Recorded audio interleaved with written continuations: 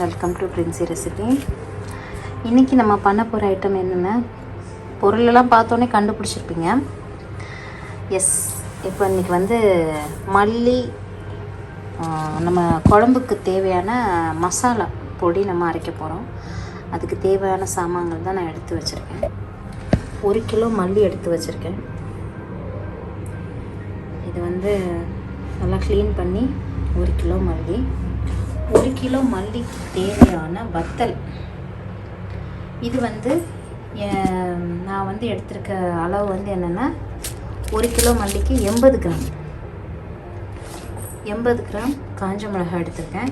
அதுவும் இதில் வந்து இதெல்லாம் எடுப்பாங்க சில பேர். இதை நான் எடுக்கலை, இதோட தான் நான் போட்டு அரைக்க போகிறேன். ஸோ 80 கிராம் 1 கிலோ மல்லிக்கு 80 கிராம் காஞ்ச மிளகாய். அடுத்தது 80 கிராம் காஞ்ச மிளகாய் சொல்லிட்டேன் இல்லையா. இப்போ இங்கே வந்து வெந்தயம் 200 கிராம் வச்சுருக்கேன். 1 கிலோ மல்லிக்கு 200 கிராம் வெந்தயம், 1/4 கிலோ கடலைப்பருப்பு, 200 கிராம் சின்ன ஜீரகம், 100 கிராம் கடுகு, 50 கிராம் சோம்பு, 50 கிராம் அரிசி எடுத்து வச்சுருக்கேன். இதுவும் வறுத்து இந்த மசாலா சாமான் கூட சேர்க்கணும். ஸோ இப்போ நான் ஒரு பேன் வச்சுருக்கேன்.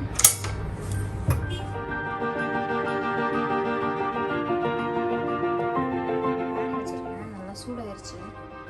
ஸோ நம்ம ஃபஸ்ட்டு வந்து வெந்தயத்தை வெந்தயம் கடலைப்பருப்பையும் ஒன்றாவே போடுவேன். ஸோ இது ரெண்டையும் ஒன்றா ஃபஸ்ட்டு வறுத்துக்கிறேன்.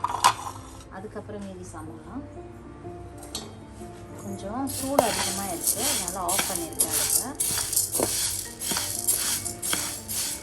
இது ரெண்டும் நம்ம இப்போ வறுத்து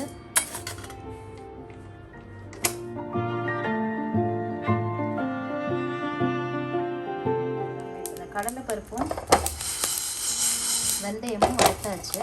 ஸோ நான் இதை இறக்கி போட்டுக்கிறேன்.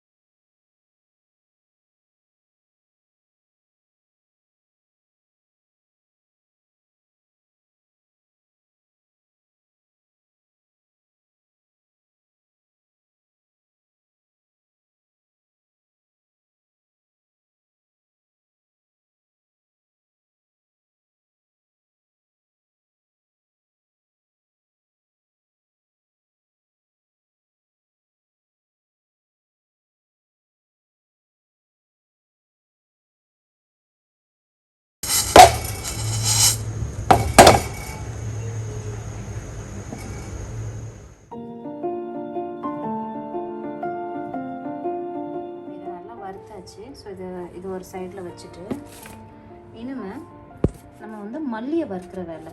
ஸோ மல்லி வந்து 1 கிலோ மல்லியாக மொத்தமாக நம்மளால் போட முடியாது. ஓரளவுக்கு கொஞ்சம் மல்லியை நம்ம போடலாம். ஸோ நான் போட்டுட்டு உங்களுக்கு காமிக்கிறேன்.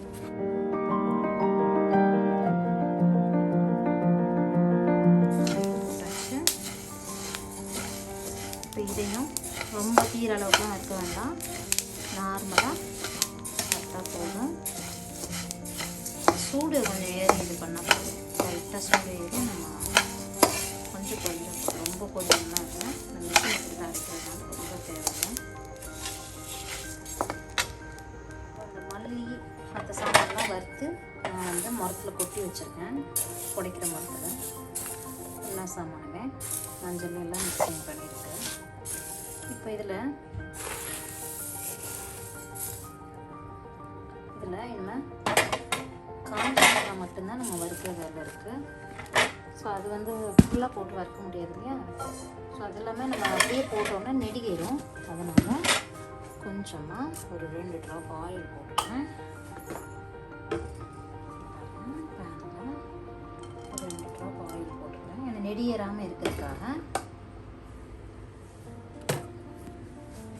இப்போ நம்ம வச்சுருக்கேன் இந்த 80 கிராமில் நம்ம 2 பாட்டாக பிரித்து தான் நம்ம பண்ணணும். ஏன்னா பெரிய கடாயில் இது ஒரு அளவுக்கு மேலே போட முடியாது. ஸோ அதனால்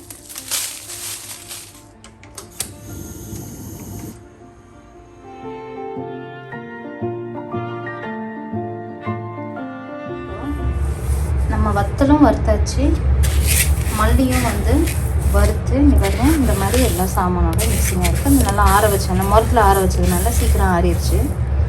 ஸோ இதெல்லாம் ரெடியாக இருக்குது. இதை வந்து வறுத்து டப்பாவில் போட்டு வச்சுருக்கோம் இல்லையா. இது கூட வந்து நம்ம ஆல்ரெடி வறுத்த கருவேப்பிலையும் இருக்குது. ஸோ இதையும் நம்ம வந்து போட்டுடலாம். இங்கே பாருங்கள், இதில் வச்சுருக்கேன் பாருங்கள். இதை வந்து இப்போது